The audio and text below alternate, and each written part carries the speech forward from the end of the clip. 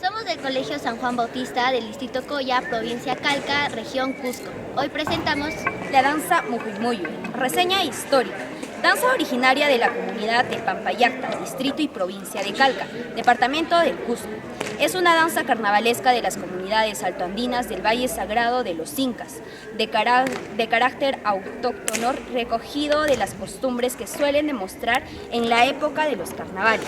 La danza representa e interpreta los actos de linderaje o delimitación de tierras comunales muy tradicionales y ancestrales de los pueblos andinos, donde los personajes de ambas comunidades participan en toda época de los carnavales con actos de sumo riesgo o fuerza, conllevando un duro enfrentamiento para lo que recurren a sus habilidades de poder demostrar sangre y finalmente llegar a un acuerdo mutuo que lo disfruten en una alegría general de los habitantes de las comunidades colindantes, mientras los varones demostrando actividad con su vara de mando y el ututu, reafirmando el lindero respetando con hitos que son cruces simbólicas.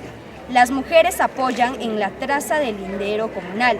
Las labores de linderaje o límite territorial es tradición de todas las comunidades del Valle Sagrado de los Incas y la danza es una república de energía y respeto de los Barayo o alcaldes del pueblo, del milenario Imperio Inca. Los estudiantes de la institución educativa San Juan Bautista, categoría B, pone en consideración a los señores jurados y respetable público presentado la danza Mujimuyuy Yayinacuy.